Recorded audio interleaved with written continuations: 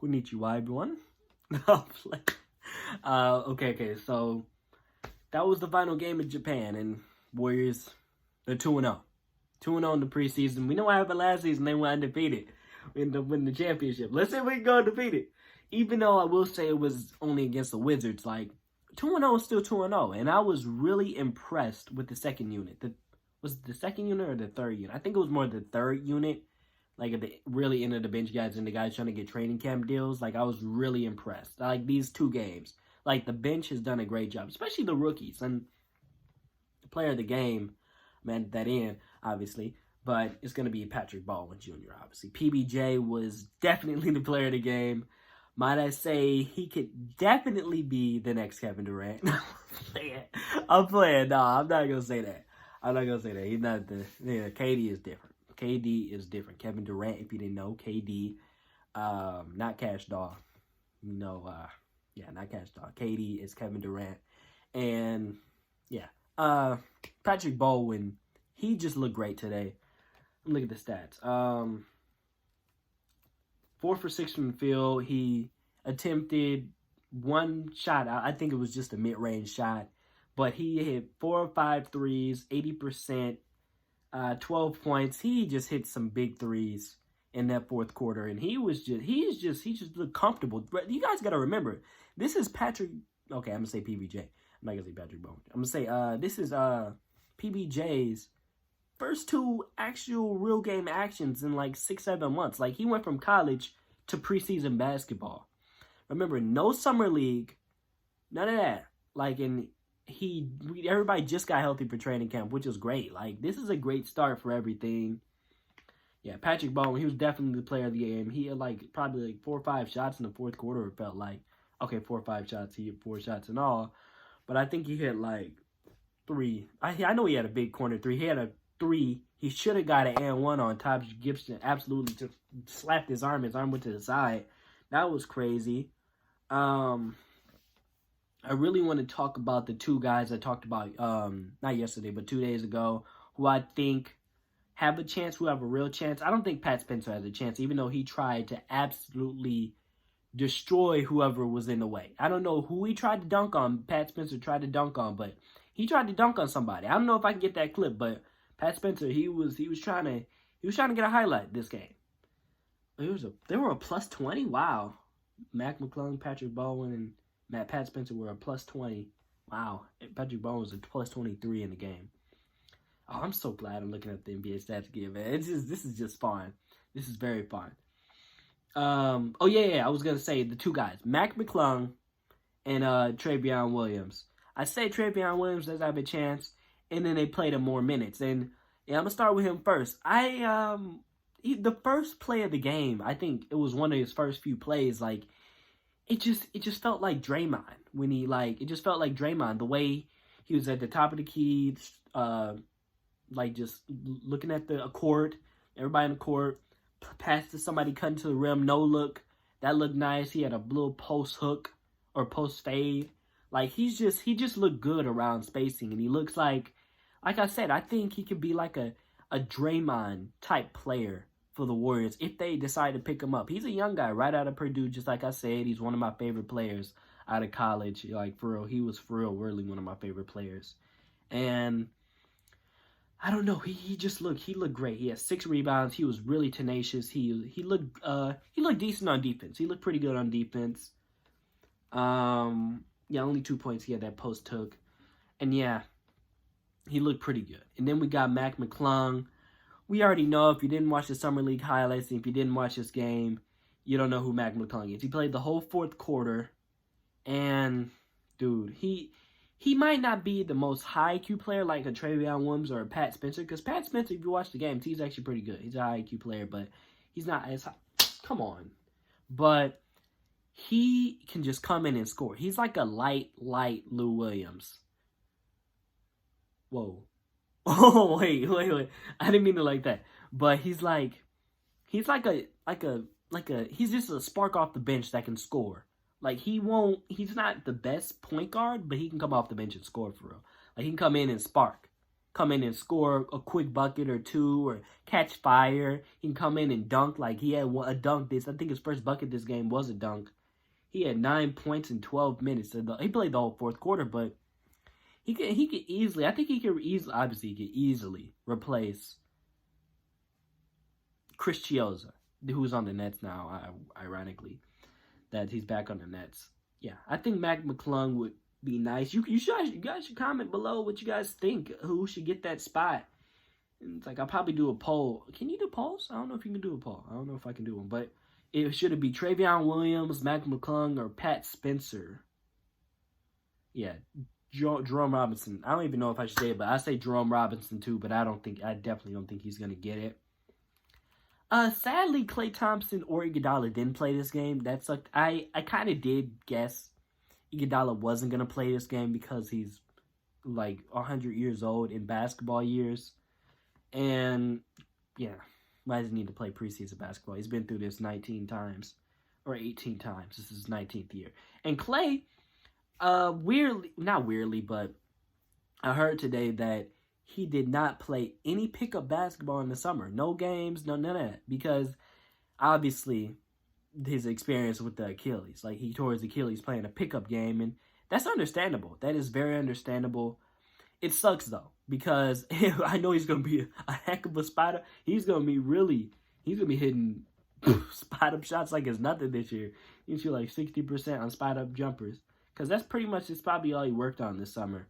But I get that, though. I get that he tore his Achilles in a pickup game, and I remember seeing the pictures of that game, and then they said dang, I think I cried that day when I heard he tore his Achilles, because I thought for sure, they're making the finals that year. I believe the Warriors are making the finals that year if Klay doesn't tear his Achilles, because Steph was at his peak. Klay would have, yeah, I think they make the finals. But off that, let's get back to the top with the starters. Who took off some rust. Oh my gosh, I hate Monte Morris, bro. I'm not gonna lie. All the way back to last season, bro. Versus the Nuggets. I hate Monte Morris. He is one of those players that just goes off, man, versus us. And it's like, I just want to say that. I just wanted to say that. Bro, Monte Morris is one of the most annoying players in the league. I'm not gonna lie. And especially in that game 4. If you're a Warriors fan and you remember the Nuggets game 4, that was one of the most annoying games. But start with from the top, you got Andrew Wiggins. Andrew Wiggins, he did a lot of cuts this game. I don't know, a lot of slashing is what I should say. He did a lot of slashing this game. That was nice. He had 10 points in 16 minutes, 1 for 5 from 3. He always does this. He's not going to hit every single 3. He's not. This is just preseason, not going all out. But I like that they got him cutting more, slashing more. And, yeah, he's pretty much unstoppable when he slashes. He's 6'8", 6'7", 6'8", long arms, and athletic as heck, 40-something inch vertical. Draymond, we should have known we were going to win the game once he hit 2 threes in the first half, 2 for 3 from the field, 2 for 2 from 3. If we can get a 2 for 2, Draymond that attempts at least 2 threes a game and makes 1, well, he's not going to shoot 50%, but at least 3 threes a game and at least makes 1. Like, that guy he's just untoppable. He pretty much makes the Warriors unstoppable when he hits shots like that. He hits gets at least 8 points. And they're like, obviously, they got a 90% win, 90% win percentage when he scores 10. So, yeah. Kevon Looney, he had the coldest post fade. I'm not gonna lie. He had one of the coldest post fades in that half. Obviously, we know about his rebounding, 22 rebounds versus the Grizzlies. Absolutely destroyed the Dallas Mavericks. Might I say more, but he had that cold post fade. That was one of the highlights of the half. Obviously, Jordan Poole, first shot of the game. We have 5 turnovers. It's just preseason. They're just getting the rust out the way. And, yeah, just the rust. And he did whatever he wanted this game. He's just cold. We'll just see what happens. We just got to see. I just want to see him more. I want to see him play more minutes. Steph, in 17 minutes, he gets 17 points. I'm hoping he gets the MVP this year. I really want him to. I want him to get that third MVP so he can cement himself as a top 5 player, because I know he's going to get his 5th ring this year. This roster is pretty lit. 7 for 13 from the field, 3 for 8 from 3, 5 rebounds. That's with muscles and just body and boys and the paint. Like he just had some spot up threes. He didn't, nothing crazy. It was just something light, a light 17.5. Then he wasn't even trying, to be honest. He wasn't even trying. He got Moses Moody. Moses Moody was big in that fourth quarter with the 14-point comeback. If you watched it, I'd still say but the Wizards played their starters in the second half. They didn't play Bradley Beal. Bradley Beal didn't play this game either. But they started their starters in the second half versus our bench unit. So they did get out to a big lead. They were up like 14, 11, 14. I think he got up to 15. I think he got up to 14, though. I don't know if he got up to 15, but they're up 14. And then, like I said, the bench unit, and Moody was one of the main keys in the comeback. I think Kuminga started the comeback, though, with his 3. His shot, it still looks the same, but a little quicker. But I think it's only his second year, but he'll improve throughout the whole season.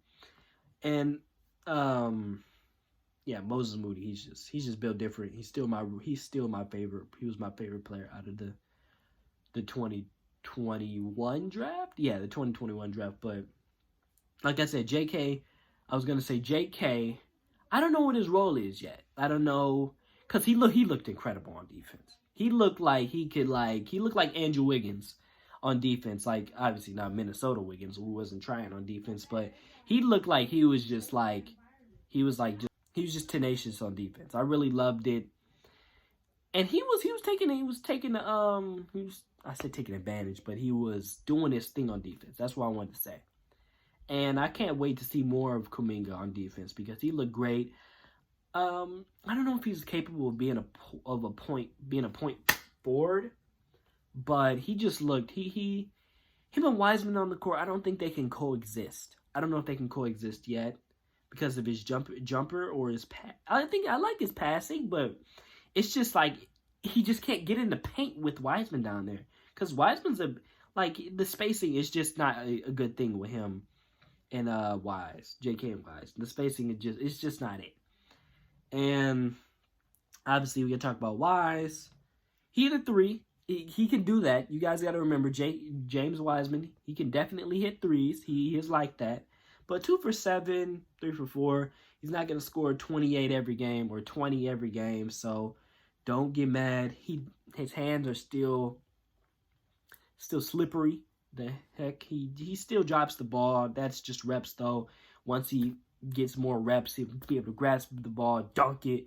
He's always trying to, I think his first play, he tried to dunk on somebody, and it was crazy. I was like, as surprised as almost as surprised as the Pat Spencer dunk, because I didn't expect that out of Pat. Yeah, Dante, he just missed open shots. I love Jermichael. I love Dante and Jermichael's tenaciousness on defense. They're I think they're gonna bring something different to this team. I love Jermichael's energy too. His energy is gonna be great. Dante, obviously, he did go 0 for 3 from 3, but it's just one game. I expect him to bounce back in the next preseason game, which is sadly in 7 days, which really sucks, but yeah. I have a whole different setup by then. Or not a whole different, but I have a different setup by then. I think we're playing the Lakers, though, so that's going to be fun. Yeah, then we got Quinn. Quindary Weatherspoon is the last person I'm going to talk about. Quinn, we already know what he brings. Do I really need to talk about Quindary Weatherspoon? No. He's on the roster already. So yeah, I think that's it, guys. Oh gosh, what's that? But yeah, I think that's it for me, guys. Team looked great. 14-point comeback. Great third unit. Great, Patrick Baldwin. A steal from the draft. Looked great. And yeah, I can't wait to see what this team does. It's only the preseason. Warriors are 2-0. Next game, preseason game, is against the Lakers on October 9th. It is Halloween, and remember to like the video, subscribe to the channel, check out the other videos, and hey, turn on the notifications too. Don't forget that. And Oyosumi, everyone.